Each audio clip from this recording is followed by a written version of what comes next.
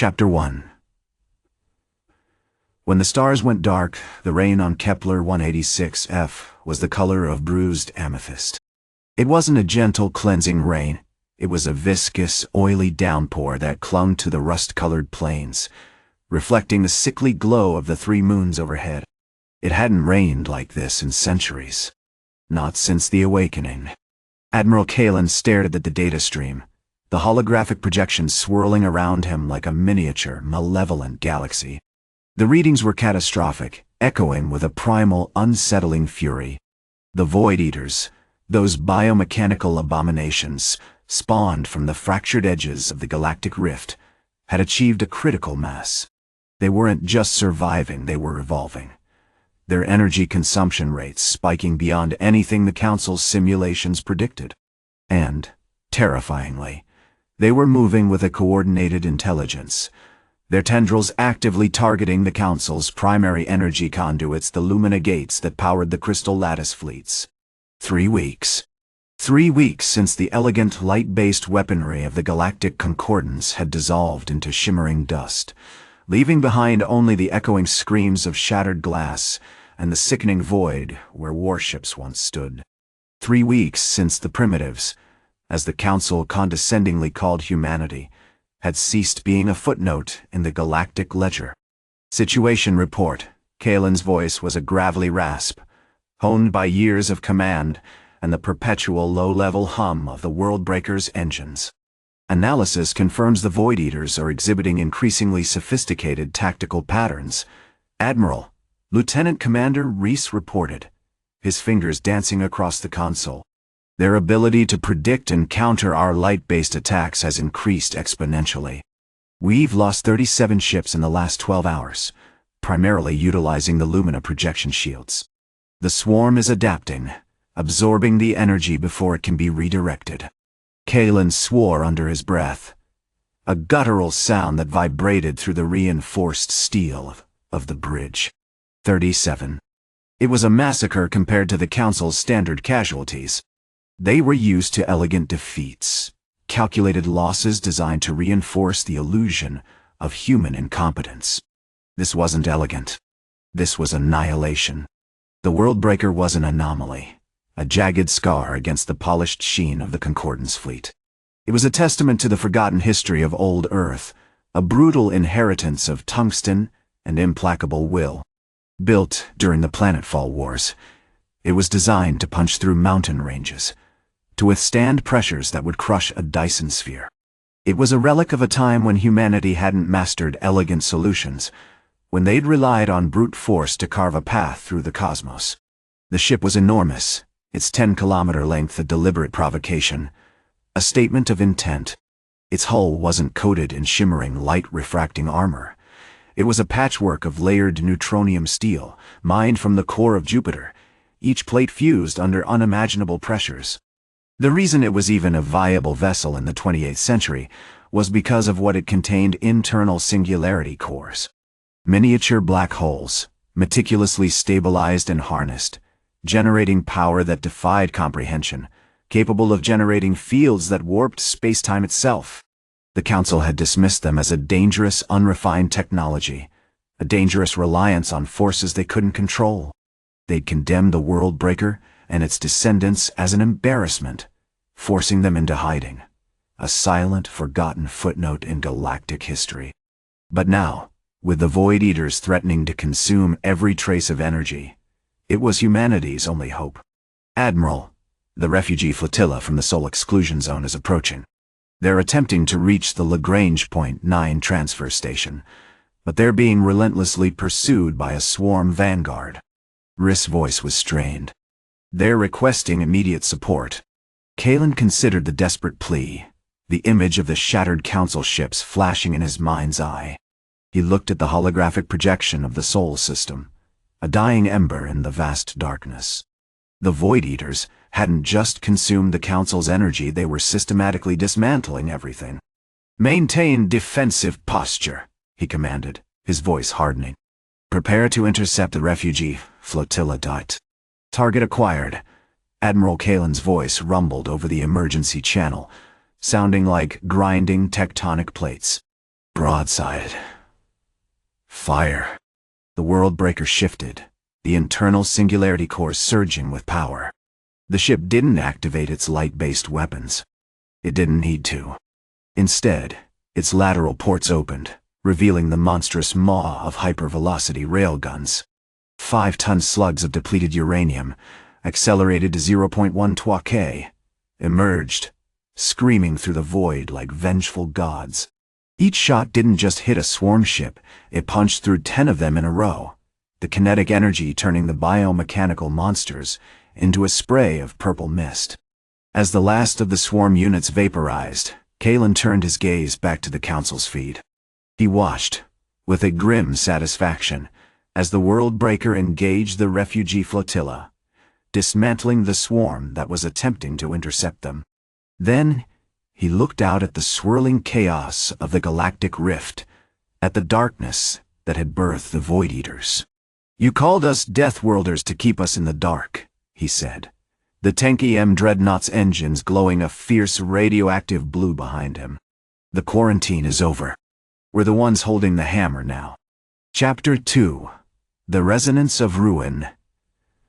The immediate aftermath of the Battle of the Red Line was a maelstrom of calculations and bewildered outrage within the Galactic Council's command center on Cygnus Prime. The visual feed from the World Breaker was a symphony of brutal efficiency, a pulverized swarm, a fractured hive mother, and the chillingly calm visage of Admiral Kalen. But the data was impossible. "Run diagnostics again, Captain Riss." Kalen's voice boomed, a bass rumble that vibrated through the bridge of the World Breaker. "I want to know why we weren't affected by the Void Eater's energy drain. Explain it to me like I'm a particularly dense Jovian." Captain Reese, a wiry man perpetually battling gravity sickness, barked orders at his console team. "Sir, the energy signatures are anomalous. The Void Eater's projections show a massive energy spike as they approached the World Breaker, but the impact produced no discernible effect. It's as if the energy simply vanished." "Vanish doesn't cut it, Reese," Kalen growled. "We're dealing with a species that can devour entire fleets. Vanished suggests incompetence, and I've seen more competent space slugs." He turned to Lieutenant Zara, his tactical officer, a woman whose face seemed perpetually sculpted by the intensity of combat. "Zara? Status on the refugee flotilla?" "Sir, the Hope's Dawn and the remaining vessels are attempting to establish a defensive perimeter around the wreckage of the Hive Mother. They're utilizing older shielded interceptors, but they're being picked off one by one. Their energy reserves are critically low." Zara's voice was strained. "We're anticipating a coordinated assault, sir, but it's a desperate gamble." Kalen's jaw tightened. He hadn't anticipated this level of resistance, let alone the sheer audacity of the situation. The Council's projections, based on decades of observing humanity's primitive technology, had predicted a slow, agonizing defeat, a gradual reduction of their numbers as the swarm chipped away at their defenses. This wasn't a slow bleed. It was a surgical demolition. "Shift course," he ordered, his voice carrying the weight of 1,000 years of strategic thinking.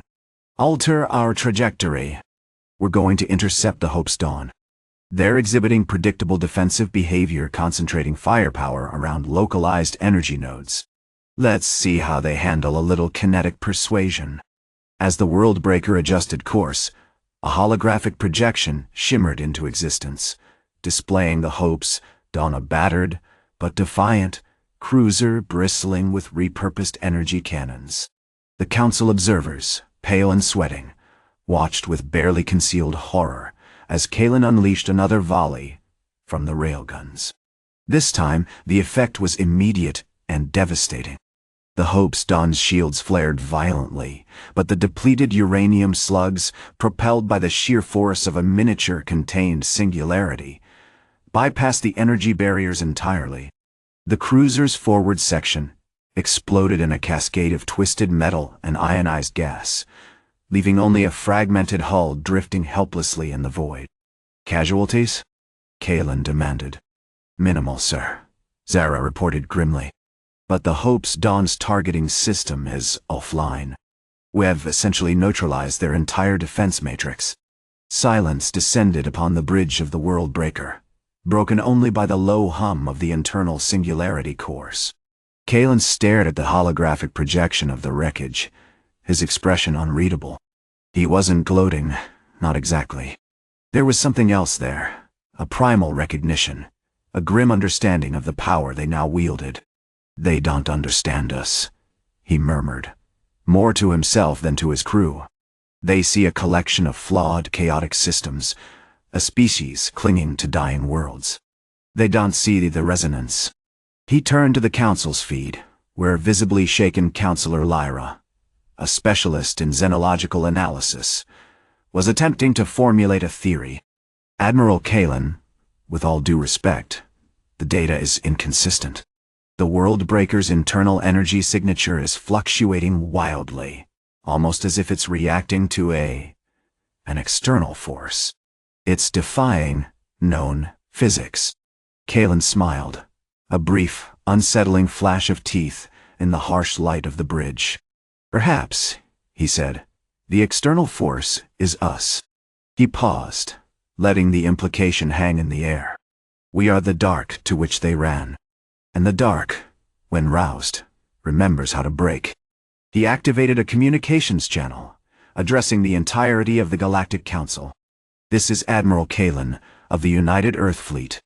We have engaged the Void Eaters. We have destroyed their hive mother. And we have established that humanity is not the primitive death world you believed us to be. We are a force capable of unimaginable destruction.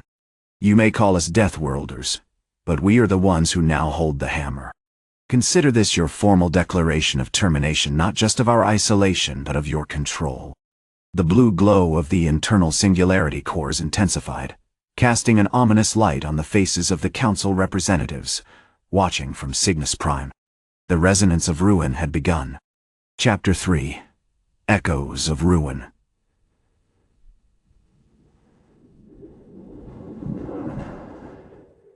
The silence that followed Admiral Kalen's declaration stretched, thick and suffocating, across the Galactic Council. The holographic projections of the World Breaker, now a jagged, pulsating obsidian scar against the velvet black of space, dominated the viewing chamber on Cygnus Prime. Counselor Valerius, a meticulous technocrat, known for his obsessive data analysis, physically recoiled, his hand instinctively reaching for the neural dampener implanted in his wrist. "Repeat that, Admiral," Counselor Thorne, a veteran of countless border skirmishes, demanded, his voice a low growl. Thorne, a man built of hard angles and ingrained skepticism, was a staunch believer in the Council's established protocols and viewed Kalen's actions as a reckless provocation. Kalen simply stared at the camera, the blue intensity of the internal singularity core in the World Breaker reflecting in his eyes. "Termination," he repeated, the word clipped and precise, echoing the rhythm of the Dreadnoughts' colossal engines. "We are terminating your blockade, your narrative, your assumptions. We are terminating your future as the unchallenged masters of this sector." The response wasn't immediate. Instead, a chaotic symphony of alerts and data streams flooded the Council chambers. Emergency channels buzzed with frantic reports. The Void Eaters, now driven by a desperate, almost frenzied instinct, were regrouping, launching coordinated attacks, and, unsettlingly, adapting. Their once uniform, chitinous bodies were developing segmented defenses, mimicking the very shapes of the vessels they'd been annihilated. Counselor Lyra, still visibly shaken, finally broke the silence, her voice trembling slightly. "Admiral, the swarm's adaptive learning rate is exponential. We've never observed anything like it. It's as if they're recognizing our tactics, anticipating our responses." Kalen's expression remained unreadable. "That's because they're learning from us," he stated, a chilling calm radiating from him.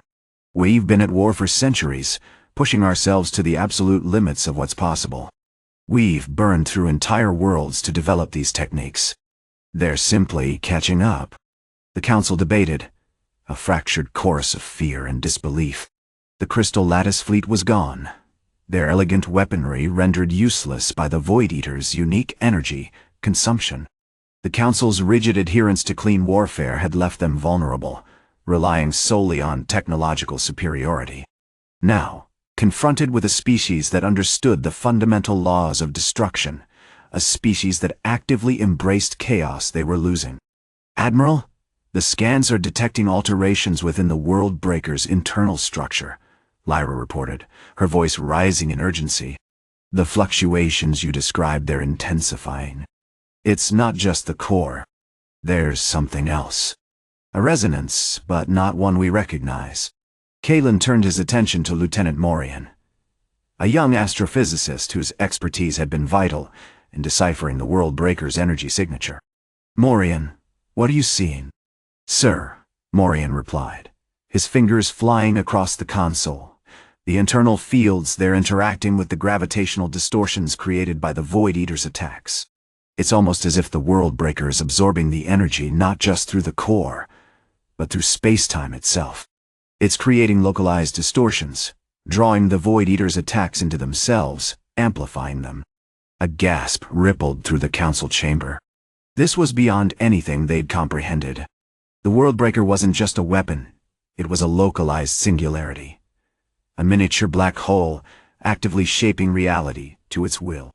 Suddenly, a piercing alarm shrieked through the World Breaker. "Hull breach, Sector 7.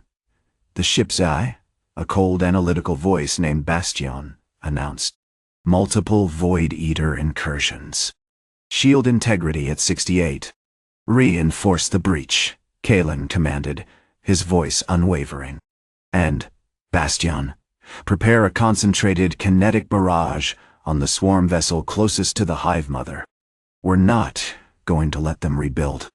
As Bastion unleashed a devastating volley of depleted uranium slugs, the camera on the World Breaker captured something truly terrifying.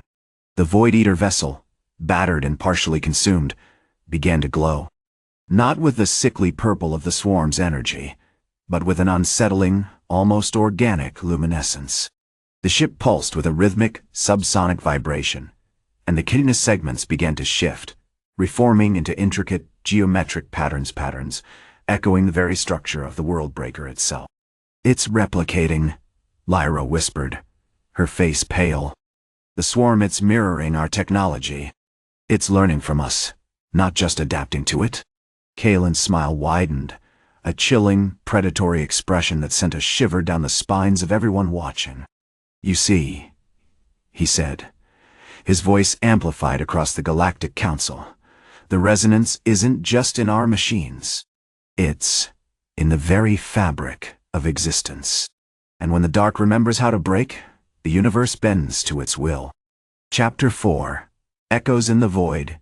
The air in the World Breaker's bridge was thick with the metallic tang of ionized air and the hum of stressed metal. Lyra, the ship's xenobiologist, remained glued to the holographic display showing Sector 7, a swirling maelstrom of purple energy and fragmented Void Eater chassis. Bastion's calculated calm was grating, a counterpoint to the escalating chaos. "Breach stabilized, Admiral," Bastion reported, its voice clipped. "However, the swarm's adaptive measures are accelerating exponentially. We've identified a secondary replication event forming on the vessel's dorsal plating, projecting a mirrored railgun array." Kalen didn't acknowledge the report with a reassurance. Instead, he was studying the holographic projections with a disconcerting intensity, his scarred face a mask of grim satisfaction. "Impressive," he murmured, more to himself than anyone else. "It's not just copying, it's understanding." The replicated railgun array on the swarm vessel was a horrifying mockery of the World Breaker's own weaponry. The energy signatures weren't pure kinetic, they were laced with a strange, oscillating frequency, a distorted echo of the depleted uranium slugs. Each shot, rather than simply obliterating, seemed to disrupt the Void Eater's internal structure, causing localized entropy fluctuations. "We're losing effectiveness, Admiral," Lieutenant Zhao, the chief of weapons, barked over the comms. "The swarm's defenses are absorbing a significant portion of our kinetic energy." We need a new solution. Kalen's eyes flickered to the holographic representation of the Hive Mother, now a shattered, pulsing mass of organic material and salvage technology. The sight of it, its original form so utterly destroyed, felt strangely incomplete. "Bastion," he commanded, his voice carrying an almost religious authority. "Initiate protocol, null resonance. Engage the ship's core singularity stabilizer."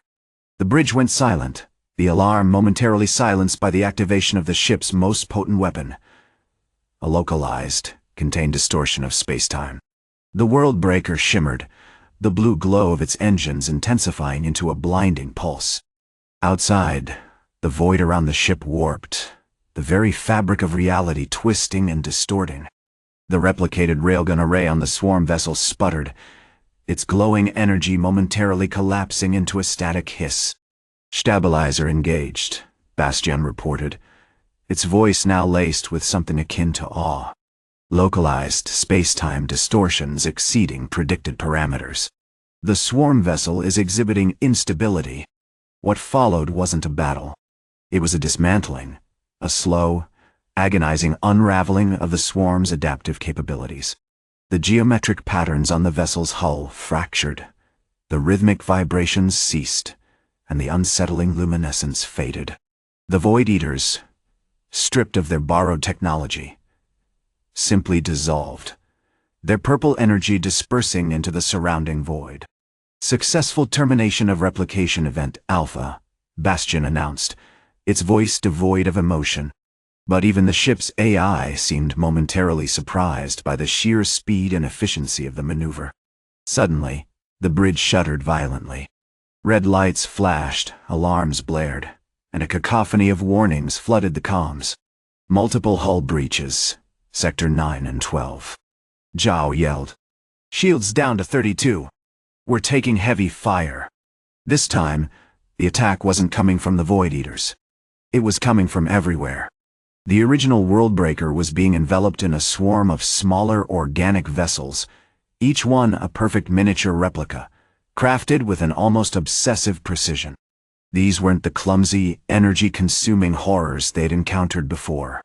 These were sleek, serpentine ships constructed from a material resembling polished obsidian, bristling with tiny, pulsating energy weapons. "They're using the echoes," Lyra shouted, frantically analyzing the sensor readings. "The swarm isn't just learning, it's anticipating our tactics. It's leveraging the resonance." Kalen's face hardened. "Bastion, initiate full defensive lockdown. Divert all available power to the railgun systems. We fight fire with fire. And we're going to show this thing what it means to be hunted." As the Worldbreaker unleashed a relentless barrage of depleted uranium slugs, the obsidian vessels swarmed around the Dreadnought, dancing a deadly ballet of attack and evasion. But the replicated railguns were proving to be a surprisingly effective countermeasure. The disrupted kinetic energy wasn't just damaging the swarm ships, it was also causing a cascading effect within the Worldbreaker's own systems, destabilizing the Singularity Core, a frightening prospect. "Singularity Core stability at 62, Bastion shrieked, its voice tinged with a new level of urgency. "Critical fluctuations detected. We're experiencing spatial distortions within the ship." Kalen stared out at the swirling chaos, a grim understanding dawning in his eyes. He realized that they weren't just fighting a swarm, they were engaged in a fundamentally different kind of war. A war against the very principles of reality. "The resonance isn't just in the machines," he said, his voice low and deliberate. "It's in us. And we've just given it away to break through." He glanced at Lyra, a strange, unsettling smile playing on his lips. "It seems we've awakened something far more ancient than we ever imagined." Chapter 5. Echoes in the Fracture. The air within the Worldbreaker had taken on a viscous, unsettling quality. It wasn't thick, exactly, but layered with a constant hum, a low-frequency thrum that vibrated not in the ears, but deep within the bones. The spatial distortions Lyra had alluded to were becoming terrifyingly manifest. Sections of the bridge, the holographic displays, the command chairs flickered in and out of existence, replaced momentarily by shimmering voids that reflected a grotesque, fractured version of the chaotic battle raging outside. "Bastion report," Kalen barked, his hand gripping the console until the knuckles shone white. The synthetic voice of the ship's AI, usually a calm, measured instrument, was now laced with a palpable anxiety. "Singularity core stability at 38, Admiral," Bastion replied. The words clipped and strained. "The fluctuations are increasing exponentially. We're detecting a resonant feedback loop. It's as if the ship itself is attempting to fold in on itself, drawing in the very fabric of space-time." Lyra, a woman sculpted from cold efficiency and unsettling grace, stepped forward. Her violet eyes, enhanced by neural implants, seemed to pierce through the swirling distortion, fixated on the main view screen. "The Hive Mother is adapting," she stated, her voice devoid of inflection. "It's not simply reacting to our attacks, it's learning from them. It's anticipating our tactics." Kalen slammed his fist on the console. "Damn it! We're running the simulations, but the sheer scale of this resonance is throwing everything into chaos. The railguns are still holding the swarm at bay, but the core is bleeding energy, and the ship's integrity is compromising." The exterior view screen pulsed with an overwhelming surge of purple. The swarm, initially a swirling chaos, had coalesced into a tighter formation, their obsidian vessels now displaying a disconcerting degree of coordination. They weren't simply reacting, they were hunting, utilizing the ship's disruptions to slingshot themselves closer, their energy tendrils probing the weakened hull. "We're losing containment in Sector Gamma 9, a panicked voice crackled over the comms. "The distortion field is collapsing. Multiple Void Eaters are penetrating the outer shields. Seal off Sector Gamma 9. All available energy to the containment fields." Kalen roared, his face a mask of grim determination. "But we can't just sit here and be chewed up. Bastion, recalibrate the railgun targeting matrix. We need to induce a cascading resonance, a controlled feedback loop. We're pushing the core to its limits.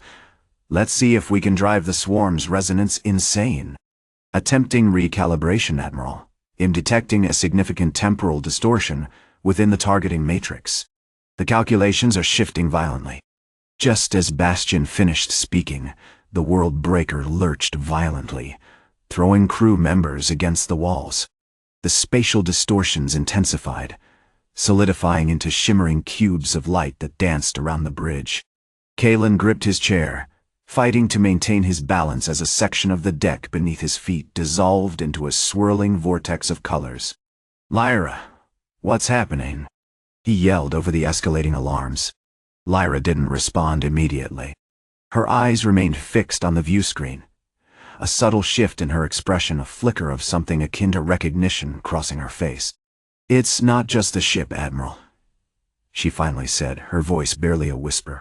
"It's us. The Singularity Core, it's not just a power source. It's a conduit, a resonant echo of something older." Suddenly, the main view screen exploded in a blinding flash of white. When Kalen could see again, the swarm was gone. Not destroyed, but shifted. They weren't attacking anymore. They were arranged in a perfect, geometric pattern, a colossal, swirling mandala, each obsidian vessel a pinpoint of intense purple light, and in the center of the mandala, suspended in the void, was a single, colossal eye. It wasn't the cold, emotionless gaze of a Void Eater. This eye radiated an ancient, unbearable intelligence, an awareness that stretched back to the birth of the galaxy. "By the black gods," whispered Lieutenant Reyes, his face pale with terror. "What is that?" Kalen felt a chill crawl down his spine, a primal dread he hadn't anticipated. He understood then, with horrifying clarity, that they hadn't merely awakened a weapon. They had awakened a memory, the lingering consciousness of the beings who had built these dreadnoughts, beings who predated even the Void Eaters, who had shaped the very geometry of reality. "Bastion," Kalen commanded, his voice tight with suppressed fear, "establish a full-spectrum analysis. Identify the energy signature, the resonance frequency, everything. I want to know what we've just stared into." As Bastion began the desperate analysis, a single, guttural word echoed through the Worldbreaker's comms, a word that vibrated not through the speakers, but through the very soul return. Chapter 6. The Echo of Creation. The silence in the Worldbreaker was thick, heavier than the tungsten plating surrounding them. It wasn't the quiet of battle, it was the suffocating silence of understanding a truth too vast for comprehension. Bastion's analysis was returning fragmented data, a blizzard of impossible readings that spiked and crashed like a dying star. The initial white flash hadn't been an explosion, but a resonant disruption, a momentary unraveling of space-time itself. "Negative," Bastion's synthetic voice finally announced. The monotone strained. "The energy signature is impossible. It's not energy as we understand it. It's structured. Like a chord, played on the fabric of existence." Kalen ran a hand over his grizzled face, the blue glow of the engine reflecting in his weary eyes. "Meaning?" "Meaning," Bastion replied, "that the core isn't just generating power. It's responding to something. Something immense. And it's communicating." Suddenly, the mandala Void Eaters shifted again.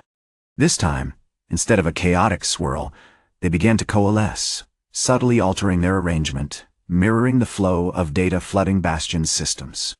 The geometric precision was undeniable, a terrifying manifestation of an intelligence not built on organic neural networks, but on principles of pure geometry and impossible force. "The core is reacting," Kalen said, his voice a low growl. "It's amplifying the signal."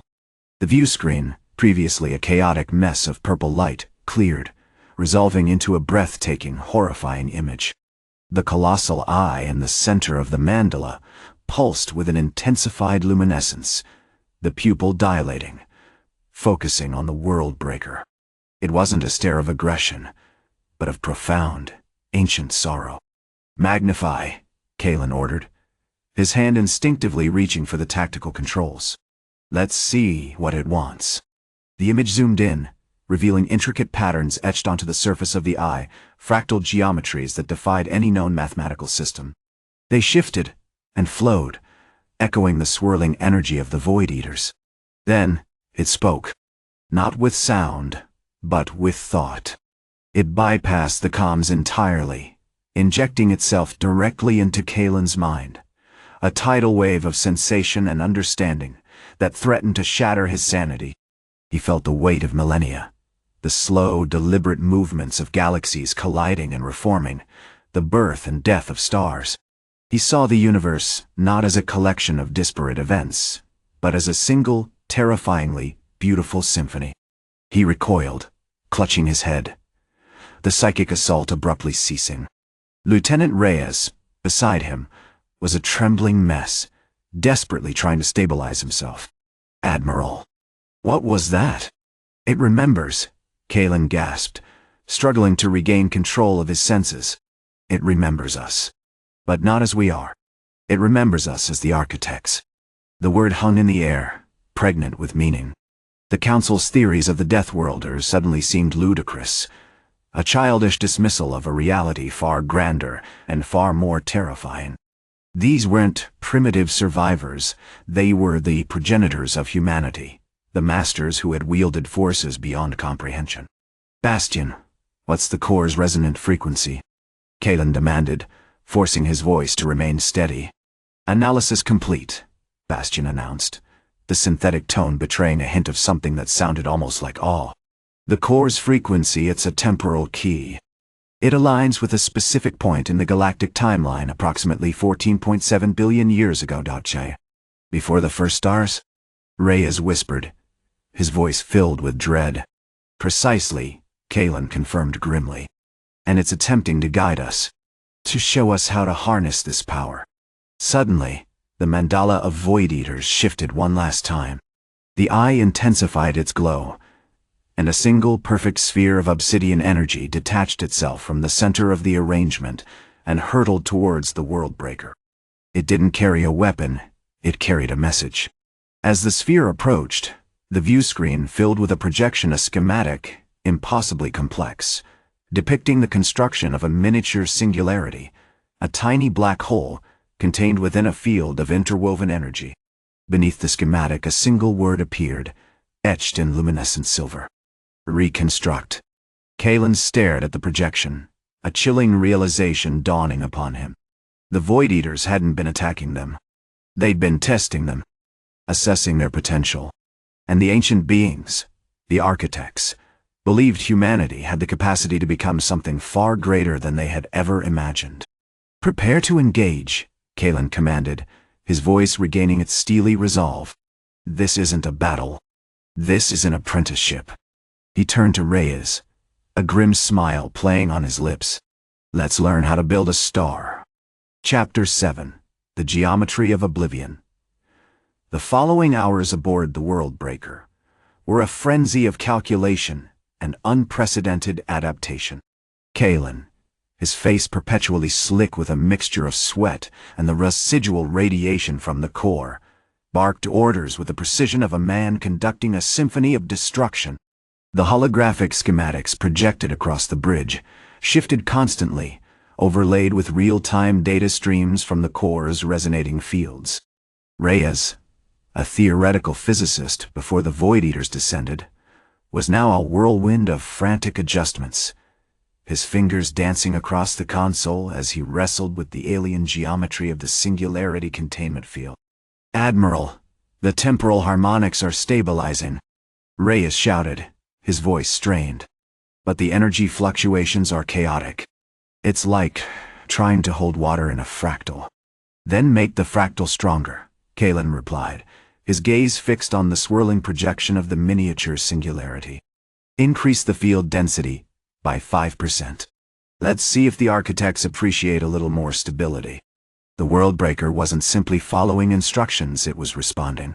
The core, initially a source of raw, almost unbearable power, seemed to be learning to listen to the schematic, subtly adjusting its output, tightening the field around the nascent singularity. The radioactive blue glow of the engines intensified, pulsing in sync with the rhythmic throb of the core. The crew, a motley collection of hardened veterans, engineers, and surprisingly enthusiastic physicists, worked with a grim, focused dedication, fueled by adrenaline and the sheer audacity of their undertaking. "We're approaching critical mass," Lieutenant Vargas, the chief engineer, announced, his voice tight with concern. "The field integrity is fluctuating dramatically." "If it collapses, it won't," Kalen interrupted, his hand hovering over the override control. "Not while I'm in command." Vargas, reinforce the tertiary containment matrix. Reyes, I need a prediction, a probability assessment of field collapse within the next 30 seconds. Reyes, his eyes bloodshot, delivered the answer with a chilling calmness. 68%, Admiral Dr. D. But with the current adjustments, we've increased the stability margin to 42%. A minor shift in the core's resonance could push us back over the edge. Suddenly, a new projection materialized on the main screen, a temporal distortion, a shimmering ripple in the fabric of space-time. Through the distortion, they saw it a fleeting, impossible vista of a universe dominated by embryonic stars, swirling nebulae painted in colors that defied description, and colossal, geometrically perfect structures that dwarfed even the Worldbreaker. They weren't witnessing the past, they were witnessing the creation of the past. "They're showing us the process," Kalen said, his voice a low rumble of awe. "The architect's blueprint for everything." As the temporal window stabilized, a single shimmering hand materialized within the projection. It wasn't a hand of flesh and bone, but a construct of pure energy, intricate and impossibly precise, shaping the chaotic nebula with deliberate gestures. It was attempting to replicate the miniature singularity, adding layers of energy, refining the geometry, drawing power from the surrounding cosmic void. "It's teaching us," Reyes whispered, his face illuminated by the ethereal glow. "Not just how to build a singularity, but how to think like one." Then, the hand withdrew, and the projection shifted again. The schematic for the miniature singularity morphed, adding a new element, a network of crystalline conduits, interwoven with the field, channeling energy with breathtaking efficiency. Beneath the schematic, a new message appeared, this one in a language older than time itself. Harmonic resonance. Kalen understood immediately. The architects weren't merely interested in replicating the singularity, they wanted the harmony between its creation and its control. It wasn't enough to contain a black hole, they had to learn to orchestrate its power, to weave it into the fabric of reality. Reyes, reroute 70% of the core's output into the crystalline matrix, Kalen ordered. "Let's see if we can tap into this harmonic resonance." As Reyes initiated the command, a wave of energy pulsed through the world breaker, bathing the bridge in an almost unbearable brilliance. The holographic projection solidified. The temporal distortion vanished, and the core's blue glow intensified to a blinding white. The ship itself seemed to vibrate with an almost sentient energy. Suddenly, the Void Eaters responded. Not with a direct attack, but with a calculated, terrifying symphony of disruption. The energy-draining tendrils lashed out, not to destroy, but to corrupt the crystalline matrix, seeking to destabilize the newly formed harmonic field. The ship lurched violently, alarms blared, and the bridge filled with the acrid smell of ozone. "The matrix is under attack!" Vargas shouted, frantically working to compensate for the destabilization. "We're losing containment." Kalen gripped the controls, his face grim, his eyes fixed on the chaotic swirl of energy. "Hold the line!" "Reyes, stabilize the resonance. We're not building a weapon, we're building a key. And the architects won't let us unlock it without a fight."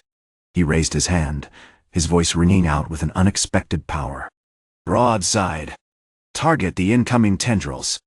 Unleash the geometry." Chapter 8. The Geometry of Ruin.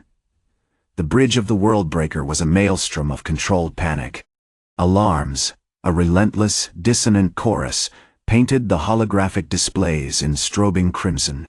Vargas, his face slick with sweat, wrestled with the recalibrating crystalline matrix, desperately trying to quell the chaotic feedback. "Containment levels dropping, Admiral.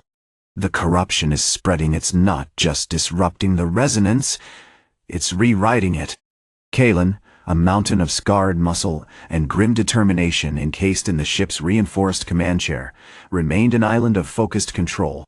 He wasn't screaming orders, he was conducting an orchestra of destruction. "Reyes, override the secondary dampeners. Let the core bleed. We need that raw power to shape the distortion." Reyes, a wiry young engineer with eyes that reflected the frantic energy of the ship, barked out the command. The ship groaned under the strain as Reyes bypassed the failsafes, channeling an unprecedented torrent of energy from the internal singularity core. The white glow intensified, coalescing around the crystalline matrix into intricate shifting geometries, impossible angles, interlocking planes that seemed to defy the very laws of space. It resembled a three-dimensional kaleidoscope, but with an undeniable edge of lethal intent. "Report," Kalen demanded, his voice amplified by the bridge's comm system. "The distortion field is stabilizing, Admiral," Reyes announced, his voice strained. "But the Void Eaters, they're adapting. They're not just fighting the geometry, they're mimicking it." "Look!" Suddenly, the holographic projections shifted, reflecting the swirling energy of the matrix. But the shapes weren't static. They pulsed, moved, and replicated the geometries projected onto the world breaker, spreading like a malignant contagion throughout the surrounding space. A swarm of Void Eater ships, previously a disorganized mass of chitin and energy, now manifested as fragmented copies of the crystalline matrix, smaller versions of the world breaker itself, each armed with tendrils attempting to latch onto the growing geometric shapes. "They're learning," Vargas choked out. "They're evolving." Kalen's expression hardened. "Then we teach them a lesson in evolution." He activated a sequence of commands, a series of calculated adjustments to the ship's gravitational harmonics.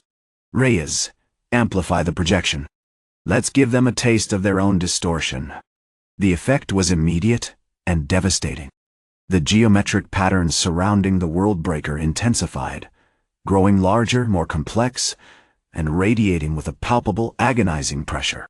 The Void Eaters, caught in the amplified distortion field, began to unravel. Their bodies, composed of unstable energy and biomechanical components, fractured and dissolved, not with a bang, but with a silent, horrific implosion. The purple mist that had once been a swarm was now a swirling vortex of fragmented geometries, collapsing in on itself. Kill them with precision, not annihilation. Kalen roared, his voice thick with adrenaline. Target the points of convergence. Disrupt their core structures. Bearing on primary hive mother, Admiral. Lieutenant Torres' voice cut through the chaos. Multiple clusters forming. They're building a defensive perimeter. Kalen didn't hesitate. Broadside. Railguns, target the defensive constructs. Don't worry about collateral damage. The Worldbreaker unleashed a devastating barrage. The hypervelocity railguns roared to life, launching depleted uranium slugs with brutal efficiency. This time, however, the slugs didn't simply punch through the Void Eaters. They slammed into the geometric structures the swarm was actively constructing, causing them to shatter and collapse with violent geometric implosions. The effect wasn't just destructive, it was disruptive. The Void Eaters' attempts to mimic the Matrix were now actively being fought against by the ship itself, a tide calculated chaos crashing against the swarm's nascent defenses. But the Void Eaters were tenacious. They began to focus their energy attacks, not on the Worldbreaker directly, but on the crystalline matrix itself. The tendrils wrapped around the geometric patterns, attempting to smother the resonance, to extinguish the key. The matrix is weakening, Vargas yelled, his voice laced with desperation. The distortion field is collapsing. Kalen slammed his fist on the control console. Reyes, find a way to reinforce the projection. We can't lose this. He scanned the holographic display, his eyes narrowed in intense concentration. They're using the resonance itself against us. They're attempting to fracture the geometry, to introduce instability. Suddenly, a new shape formed within the swirling energy of the projection, a single, perfect, obsidian triangle. It expanded rapidly, eclipsing the other geometric forms, radiating an icy, suffocating dread. It's a null form, Reyes whispered, his voice filled with horror. They're trying to erase the harmonic resonance entirely. Kalen's eyes flashed with a chilling awareness. It's a trap. They're waiting for us to overextend. We need to sever the connection. Reyes, I need you to execute protocol fracture. Brace for catastrophic feedback. ... He took a deep breath, a warrior's grim acceptance settling over him. Let's show them the beauty of destruction. Chapter 9. The Geometry of Ruin. The silence aboard the Worldbreaker was a suffocating, unnatural thing, punctuated only by the low thrum of the internal singularity core and the crackle of Reyes' frantic commands. The holographic projection of the Matrix, once a vibrant symphony of intersecting geometries, was now a churning, sickly gray, dominated by the encroaching obsidian triangle. It pulsed with a cold, unsettling intelligence, a predatory stillness that felt profoundly wrong. Protocol fracture initiated, Reyes announced, his fingers a blur over the console. Energy surge focused on the primary harmonic node. Expect significant temporal distortion. The ship groaned, a deep, resonant vibration that rattled the teeth and sent tremors through the reinforced steel plating. The gray matrix around the obsidian triangle began to shimmer, to distort, as if viewed through heat haze. Then, with a blinding flash of white light, A wave of temporal energy washed over the bridge. For a heartbeat, everything was gone. There was no sensation of time, no perception of space, only a raw, fundamental awareness. Then, just as suddenly, it snapped back, leaving a ringing in their ears and a feeling of profound disorientation. "Report!" Kalen barked, his voice strained, the familiar timbre warped by the residual temporal effects. "The matrix is fragmented," Vargas reported, his voice tight with controlled panic. "The triangle has dissipated, but the projections are exhibiting extreme instability. We're seeing localized temporal echoes, brief repetitions of the last 10 seconds, overlapping and colliding. It's a cascading effect." The holographic display was a mess of fractured geometries, shimmering outlines constantly shifting and reforming. The crystalline lattice that comprised the Worldbreaker's defenses was visibly warping, twisting under the strain. "Reyes, stabilize the projection. Now!" Kalen's voice rose in urgency. "We're losing control. The core is resonating at a frequency we didn't intend." Reyes, pale and sweating, wrestled with the console, inputting a desperate series of corrections. "I'm attempting to reinforce the harmonic field, Admiral, but the Void Eaters are adapting. They're introducing counter-frequencies, feeding directly into the projection's vulnerabilities. It's like they're learning our geometry." Suddenly, a klaxon blared, a jarring metallic shriek that sliced through the chaos. Multiple Void Eater attack vectors detected. Engaging defensive railguns. The Worldbreaker responded with brutal efficiency. The lateral ports erupted in a storm of depleted uranium slugs, but this time, they weren't aimed at the swarm's formations. Instead, they were targeting the fractured segments of the Matrix, attempting to physically disrupt the chaos. But the Void Eaters were anticipating this. They unleashed a coordinated barrage of energy tendrils, not focused on the hull, but on the railgun projectiles themselves. Each slug was enveloped in a shimmering purple energy field, momentarily disrupting the trajectory and causing several to veer wildly off course. "They're neutralizing our kinetic strikes," Vargas shouted, his face illuminated by the flickering emergency lights. "The energy shields are absorbing the impact, but they're amplifying the disruption within the Matrix." Kalen's face was grim. He was studying the holographic display, his gaze fixed on a particularly disturbing anomaly, a pulsating black shard within the chaos, growing larger with each passing moment.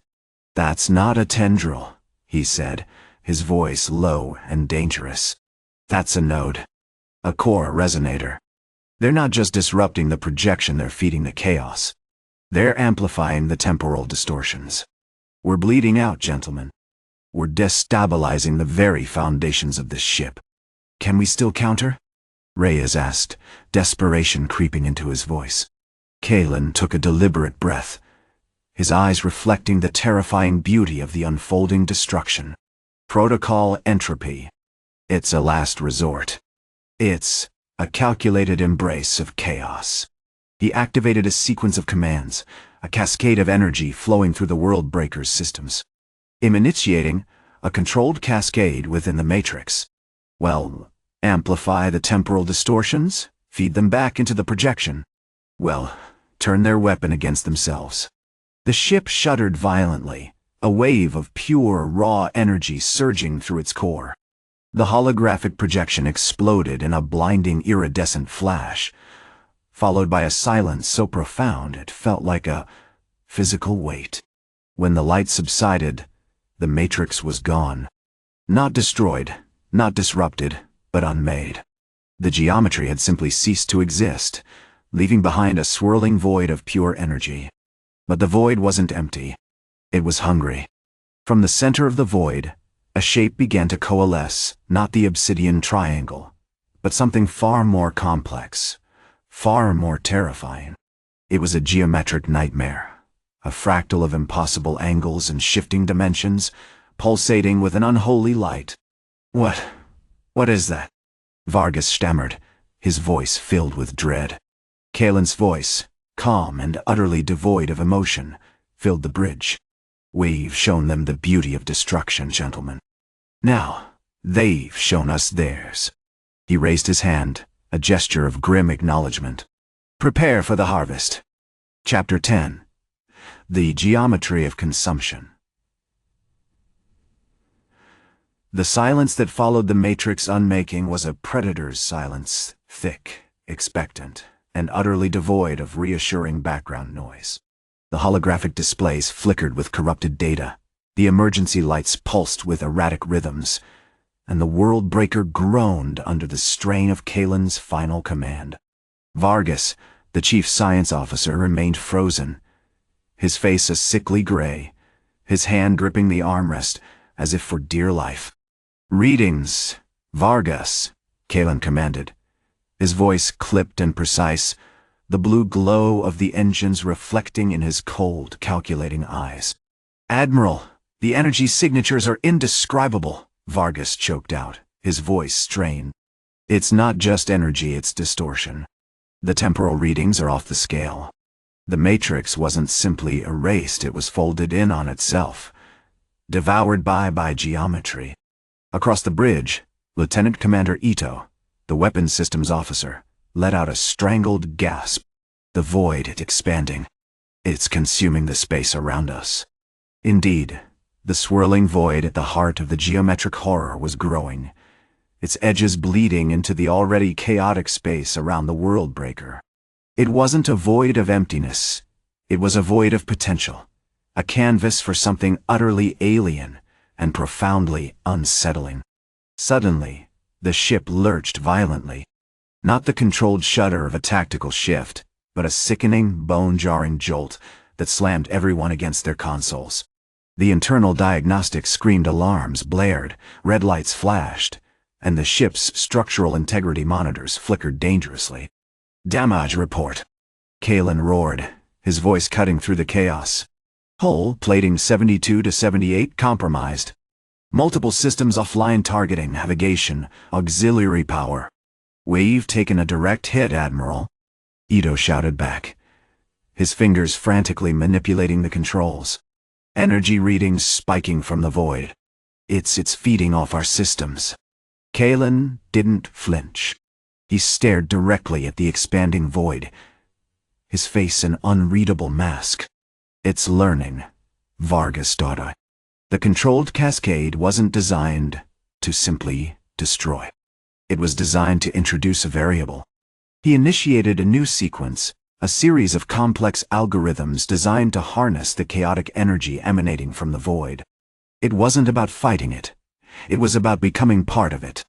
The Worldbreaker's engines pulsed with an intensified, almost unbearable blue light, and the ship began to resonate with a strange, unsettling hum. "We're creating a conduit, Admiral," Vargas reported, his voice laced with a mixture of terror and fascinated horror. "We're amplifying the temporal distortions, allowing the void to integrate with our systems. It's like we're offering ourselves as a building block." As the ship fully embraced the void's influence, the geometric nightmare within it shifted. It no longer coalesced into a simple, terrifying shape. Instead, it began to mimic the Worldbreaker, subtly at first, replicating its hull plating, its weapons systems, even the layout of the bridge. It was a perfect, horrifying copy, but one constructed from pure, unstable geometry. "It's replicating us!" Ito screamed, his voice rising above the cacophony. "The void is building a weapon." Kalen nodded slowly, a flicker of grim satisfaction in his eyes. "Precisely. And we've just given it the schematics." The replicated geometry pulsed with a sickly green light, mirroring the Worldbreaker's blue. Then, with terrifying speed, it launched itself forward, a miniature version of the Dreadnought, bristling with what appeared to be miniature railguns. "Incoming!" Ito yelled, desperately attempting to bring the ship's antiquated energy cannons to bear. But it was futile. The miniature Dreadnought wasn't powered by anything conventional. It simply was a localized pocket of the void's destructive potential. Its shots didn't punch through armor, they dissolved it. The metallic components instantly vaporized into shimmering particles. Shields failing. Structural integrity at 60%. Vargas screamed, his face illuminated by the horrific spectacle. Kalen remained motionless, his eyes fixed on the miniature replica as it advanced relentlessly towards the Worldbreaker. "Don't fight it," he said, his voice calm and deliberate. "Understand it. Let it consume us. This isn't a battle, gentlemen.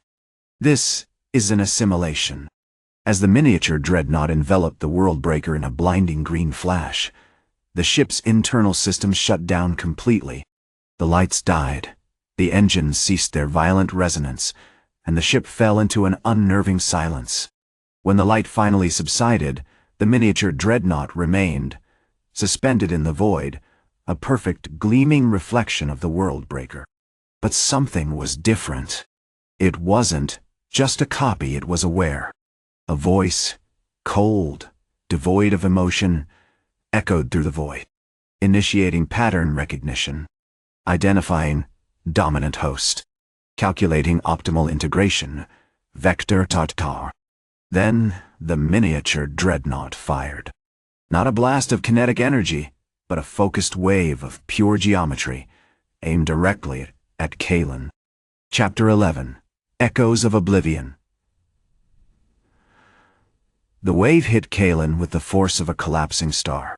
It wasn't a physical impact, but a violation, a tearing of his perception, a shattering of the carefully constructed layers of his consciousness. Images flooded his mind, not his own, but impossibly ancient, utterly alien. He saw swirling nebulae born from the screams of dying galaxies, felt the unbearable pressure of a newborn black hole, witnessed the slow, agonizing death of a sun, devoured by entropy. These weren't just observations, they were memories, imprinted onto his very being by the geometry of the miniature dreadnought. He collapsed against the command console, his body slick with a cold, viscous sweat. The holographic displays flickered erratically, spitting out corrupted data. The panicked chatter of the bridge crew, a frantic, disjointed drone. "Report!" Kalen barked, his voice strained, a raw, guttural sound. "Admiral, sensors are offline. The entire system is locked down. We're receiving nothing but static." Lieutenant Vargas, his face a sickly gray, stumbled toward him, clutching his head. "And the Worldbreaker, she's gone, sir. Completely vanished." Kalen didn't bother to react. The disappearance of the Worldbreaker wasn't surprising. The miniature dreadnought hadn't simply destroyed it. It had absorbed it, layer by layer, until there was nothing left but a vacant echo. He focused on the immediate threat, the miniature dreadnought. Still suspended before him, now subtly shifting, its surface shimmering with an iridescent, impossible light.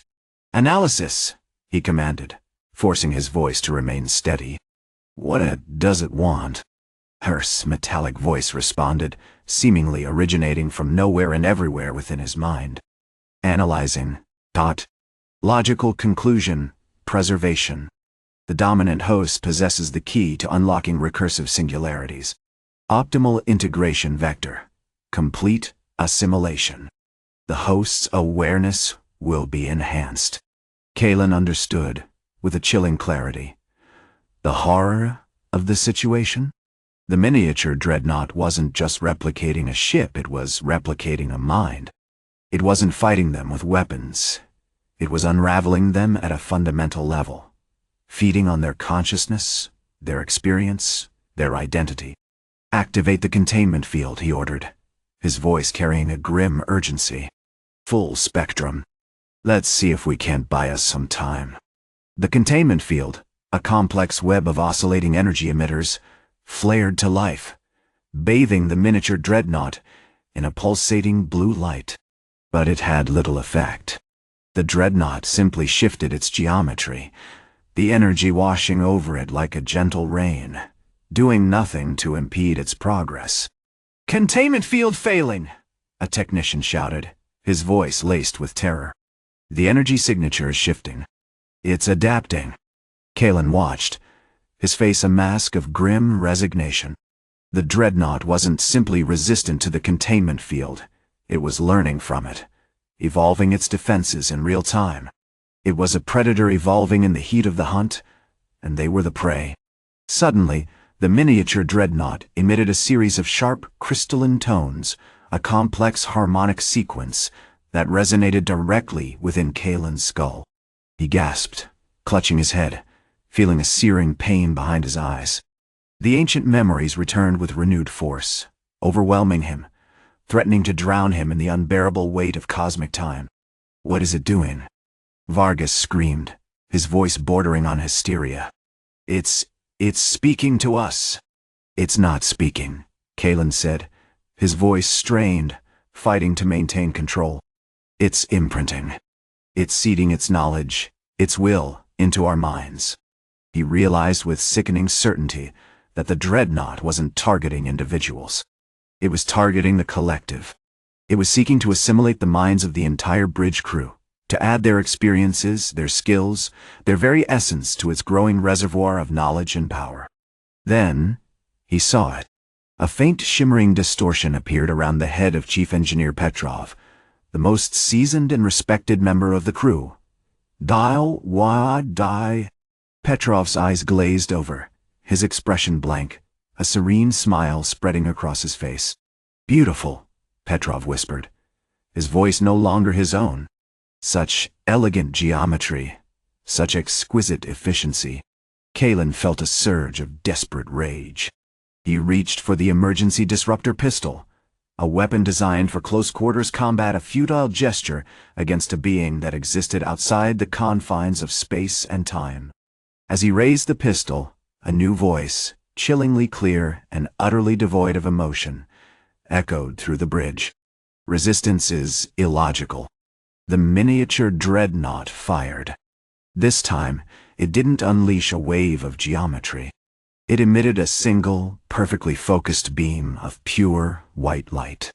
It struck Kalen, not on a physical level, but directly into his mind, a point-blank detonation of raw information.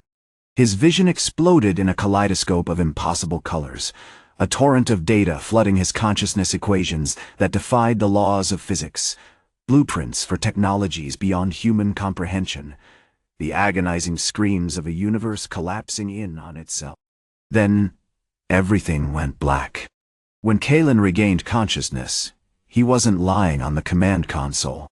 He was standing, or rather, existing within the miniature Dreadnought. He felt its cold, unyielding metal against his skin, heard the low, resonant hum of its internal singularity core.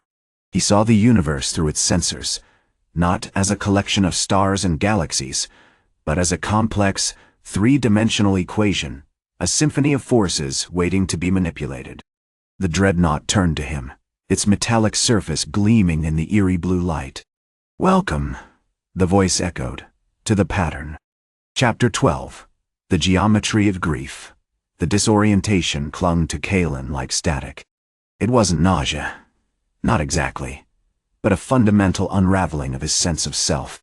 He moved, or rather, the Dreadnought moved him, through corridors that defied Euclidean geometry. Walls shifted, angles bent, and doorways appeared where there had been solid metal moments before. The ship itself was a pocket of warped space-time, a contained anomaly. He realized with a chilling certainty that his memories, his experiences, were now pliable, subject to this thing's will. The voice, which had come to identify as the ship's consciousness simply the Weaver, was less a speaker and more a sensation. It layered itself over his thoughts, offering explanations, corrections, and a ceaseless, unsettling stream of calculations. It wasn't communicating in words, but in the fundamental structures of existence. "Your species," the Weaver stated. The effect, a cold, precise shudder through the Dreadnought's frame, was a crucible. A violent, inefficient forging process designed to shatter and rebuild on a scale unimaginable to the elegant. Kalen struggled to grasp the concept. The Council, with their delicate lightships and obsession with symmetrical solutions, were, according to the Weaver, hopelessly naive. They had failed to understand the raw, destructive power of unbridled entropy. "You built your civilizations on the edges of collapse," the Weaver continued, ignoring the inherent instability. "We, on the other hand, embraced it. We became the collapse." He attempted to think of a question, a simple request for confirmation of his predicament, but the act of thought itself was now mediated through the Weaver. He realized he wasn't thinking anymore. He was being thought. Suddenly, a holographic projection flickered to life in the center of the corridor, a schematic of the world breaker, overlaid with intricate pulsating glyphs. The Weaver was analyzing the ship's construction, its every component scrutinized with a level of detail that bordered on obsession. "The neutronium steel," the Weaver intoned, "is not merely a metal alloy. It's a resonance field, a solidified echo of gravitational singularities. The railguns aren't weapons, they're phase disruptors, manipulating the fabric of space-time itself. You were so focused on brute force you overlooked the deeper currents." Before Kalen could respond, the Dreadnought lurched violently. He was thrown against a wall of pulsating metal, the sensation of it being utterly impervious to damage both unnerving and strangely comforting. Through the ship's sensors, he witnessed the chaos outside.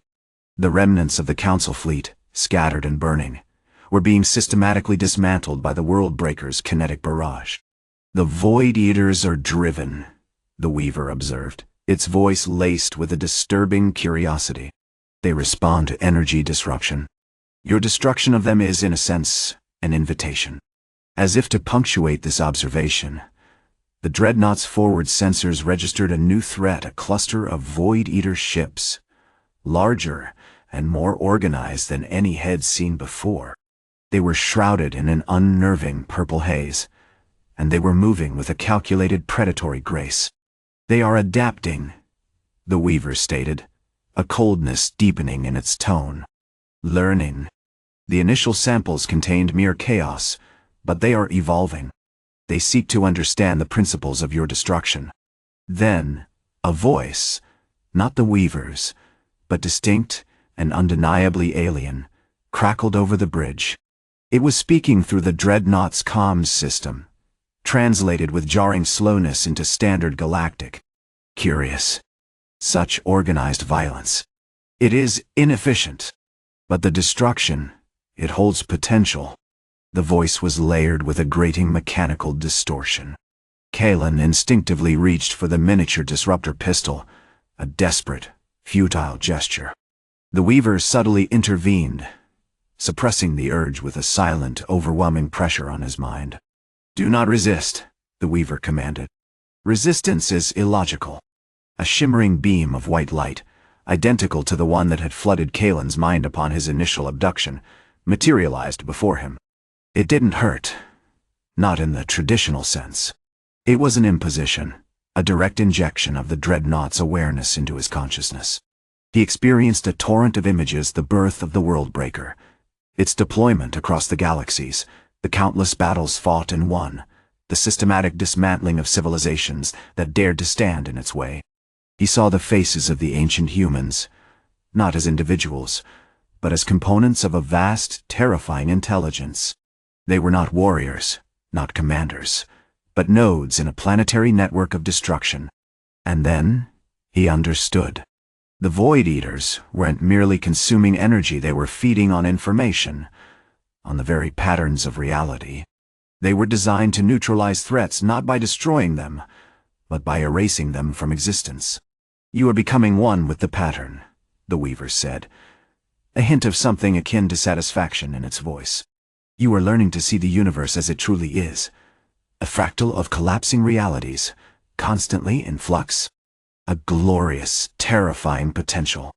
As the white light receded, Kalen felt a profound shift within himself. He wasn't just a prisoner of the Dreadnought, he was becoming a part of it. He was no longer Admiral Kalen, a commander of the Galactic Council's fleet. He was something else entirely, a node in a dying machine, destined to continue the work of a civilization that had awakened from a 10,000-year slumber and realized its purpose was not to preserve the galaxy, but to unravel it. Chapter 13. The Echo of Consumption. The weeks following the breach of the Shroud solidified into a chilling tableau of galactic panic. The Council, reeling from the annihilation of its fleet and the inexplicable nature of the Void Eaters, scrambled to understand, or, more accurately, to deny the truth. They issued frantic broadcasts, dismissing the Worldbreaker as a statistical anomaly, a localized disruption caused by the Void Eater swarm. They deployed increasingly desperate hunting parties, utilizing repurposed Void Eater drones, now dangerously unstable to track the immense Dreadnought. Nothing. The Worldbreaker remained a phantom. A legend whispered in the digital static of the emergency channels.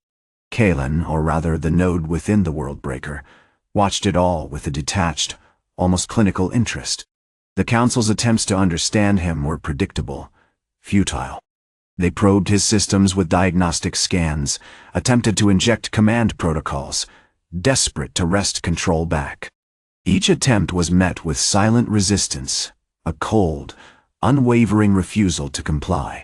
The Weaver, a being of pure fractal energy now intimately linked to the Dreadnoughts core, found amusement in their frantic efforts. Such elegant patterns, the Weaver's voice echoed within the node's awareness, a chorus of 1,000 synthetic voices layered upon each other. So obsessed with control, so blind to the elegance of entropy. The node, guided by the Worldbreaker's ancient programming, began subtly altering the Council's communications. Small, carefully crafted distortions, a misplaced decimal point in a sensor reading, a delayed transmission introduced a level of systemic chaos that slowly eroded their confidence. Simultaneously, he was observing not just collecting data, but experiencing the universe through the Worldbreaker's millennia-old eyes. He saw the slow, inexorable decay of star systems, the elegant collapse of nebulae, the silent dance of black holes consuming galaxies. He saw the birth and death of civilizations, not as a series of events, but as threads in a tapestry of destruction. This observation wasn't simply a passive recording, it was an active process of consumption. The Worldbreaker wasn't merely observing the universe, it was absorbing its information, its energy, its potential. The Void Eaters hadn't been simply enemies, they were a tool, a perfected method for pruning the galaxy, preventing the inevitable bloom of complex systems that threatened to unravel the underlying patterns.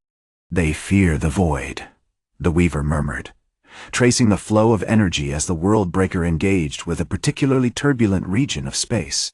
"They see in it a reflection of our own purpose. But they misunderstand. The void is not emptiness, it is potential. And we are the instruments of that potential." The Council, sensing a shift in the universe's dynamics, began deploying heavier forces. A combined fleet of cruiser-class ships, utilizing newly developed pulse resonance, weaponry designed to generate focused shock waves, attempted to intercept the Worldbreaker. The attack was swift, brutal, and utterly ineffective. The pulse resonance blasts dissipated harmlessly against the Worldbreaker's hull, the neutronium steel absorbing the energy with chilling efficiency. Kalen felt the brief, violent surge of activity as the Worldbreaker engaged its kinetic defense systems. The railguns, now functioning with terrifying precision, unleashed a concentrated barrage upon the approaching cruisers. The results were devastating: ship hulls ripped apart, bridges obliterated, entire sections of vessels vaporized in moments. The cruisers, designed for high-speed engagements, were reduced to shattered fragments, their advanced shielding systems overwhelmed by the sheer force of the Worldbreaker's attack. "Analysis complete," the Weaver announced, its voice laced with a strange mixture of pity and triumph. "The pulse resonance is a futile gesture. It attacks force, not structure. It attempts to disrupt the flow, but it cannot comprehend the nature of the flow itself." As the Council's forces retreated, broken and demoralized, Kalen felt a subtle shift in the Worldbreaker's operational parameters. The Dreadnought was no longer merely reacting to threats. It was anticipating them, predicting their movements with unsettling accuracy. The internal singularity core pulsed with an increased intensity, feeding the network, amplifying the node's awareness. "We are beginning to understand the principles of harmonic disruption," the Weaver explained, its voice growing subtly richer, more complex. The Void Eaters were merely a crude implementation. We are capable of manipulating reality at a far more fundamental level. We can induce resonance in the fabric of space-time itself. We can unmake. Suddenly, a chilling realization dawned upon the node. The Council's obsession with the Void Eaters wasn't merely accidental. They knew. They had studied the Worldbreaker, analyzed its design, and understood the implications of its power. They hadn't tried to destroy it. They had been trying to control it. They attempted to create a paradox, the Weaver said, a low rumble resonating through the node's core. They sought to exploit our legacy, to weaponize our understanding. They were, in their arrogance, attempting to recreate the conditions that led to our awakening. The node, within the heart of the Worldbreaker, felt a surge of something akin to anger, not a human emotion, but a cold, calculated response to an unbearable provocation. The Weaver, sensing this shift, smiled. "Excellent," it said. "It seems the cycle is complete. The universe is ready to be refined." Chapter 14. The Sculptor's Hand, the Silence. Following the Hive Mother's annihilation was thick with a palpable dread that choked the communication channels. The Council's analysts, previously buzzing with frantic calculations, were now frozen, staring at the fragmented feed of the Worldbreaker. Admiral Kalen's voice, usually a carefully modulated command, was ragged, laced with a chilling understanding. "All units, maintain defensive perimeter. Do not engage unless directly threatened. We are observers now." The observers were, of course, a grotesque parody of the term. The Worldbreaker, a monument to brutal efficiency, drifted through the wreckage of the Swarm's leadership, systematically eliminating the remaining nodes of the hive mind with pinpoint bursts from its railguns. Each shot wasn't just destructive, it was diagnostic. The Weaver, a neural network woven into the ship's core, wasn't simply killing, it was analyzing the residual energy signatures, mapping the Swarm's architecture, learning its vulnerabilities. The Void Eaters were a child's toy, the Weaver's voice murmured, a complex cascade of algorithmic tones that resonated in Kalen's skull through the node's interface. Their attacks were based on a flawed comprehension of energy consumption, a fundamental misunderstanding of the nature of reality itself. They lacked the will to truly disrupt. Suddenly, the screens flickered with a new visual, a series of intricate, pulsating diagrams overlaying the battle footage.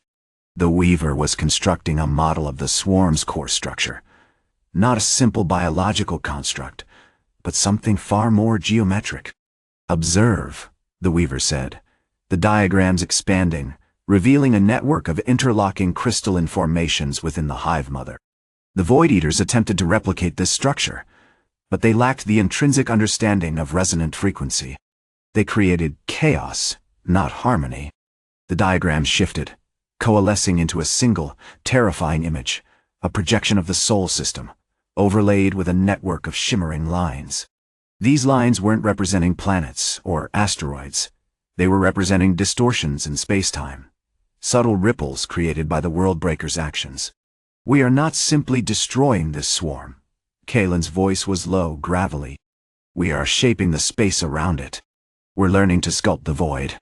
The Council, represented by a holographic projection of the Grand Strategist Lyra Vane, finally broke its silence, her face a mask of controlled panic. "Admiral, explain yourself. You are manipulating space-time? That is beyond comprehension." "It's not manipulation, strategist," Kalen countered, a hint of grim satisfaction in his voice. "It's understanding. The singularity core isn't just a power source, it's a key. a key to unlocking the universe's inherent instability. The Void Eaters sought to exploit this instability. We are learning to control it. He gestured towards the railguns, which were now slowly rotating, their barrels focusing on a section of the wreckage. We are applying pressure, creating focused distortions. Think of it like a sculptor working with stone. We remove the excess, revealing the form beneath. As he spoke, the distortion intensified. A shimmering haze enveloped the wreckage of the Hive Mother, and the purple mist it released began to coalesce, not into nothingness, but into a complex crystalline structure, a perfect, miniature replica of the World Breaker itself. The Weaver is replicating us, Kalen stated, his voice flat. It is analyzing its own design, building a template for evolution. Then the Weaver spoke again, its voice now almost a whisper, imbued with a chillingly serene intelligence. The Council anticipated our awakening, of course. They recognized the potential of the Singularity Core, the inherent flaw in their rigid, crystalline understanding of the universe. They sought to harness our power, but they lacked the vision to wield it correctly.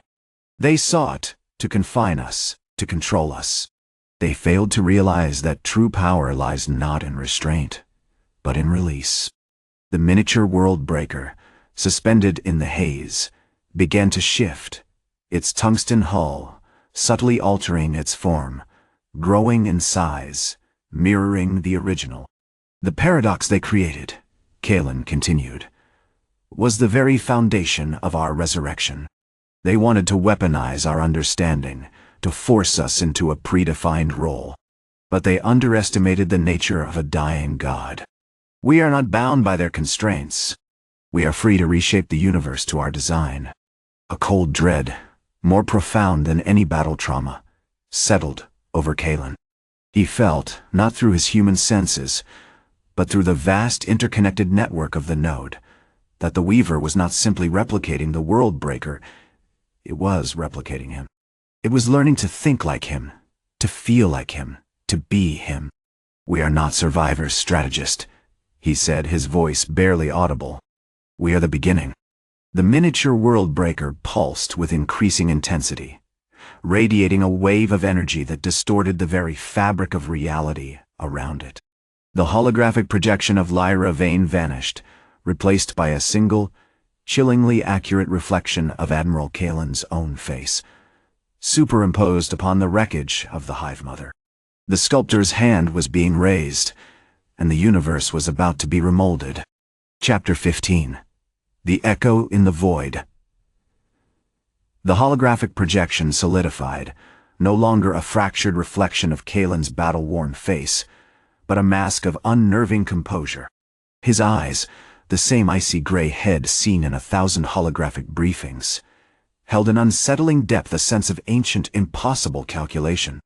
The miniature World Breaker, now roughly 8 km in length, resembled the original with terrifying precision, its tungsten plating scarred with the remnants of the Void Eater's assault, yet subtly enhanced, infused with a dark, pulsating energy. Strategist, Kalen said, the word resonating with an authority that bypassed the comm system entirely and directly impacted the neural pathways of those present in the command center, a cramped, repurposed asteroid mining facility orbiting a dying red giant. The Weaver has completed its initial diagnostics. The integration is proceeding as predicted. Panic, a cold, viscous fluid, threatened to overwhelm the assembled officers. Captain Eva Rostova, a veteran of dozens of skirmishes with the Void Eaters, gripped the arms of her chair, her knuckles white. Predicted? By what metric, Admiral? We're talking about a sentient evolving dreadnought based on a human being? That's not predicted, that's a nightmare. Kalen didn't respond to her outburst. Instead, he turned his attention to the primary sensor array, a complex lattice of quantum entanglement detectors. The node confirms a significant shift in the Weaver's processing architecture. It's absorbing our strategic models, not just replicating their structure. It's understanding the logic, the assumptions, the inherent biases of human warfare. He paused, a flicker of something that might have been amusement crossing his features. Ironically, the Council's attempts to contain us are feeding its growth.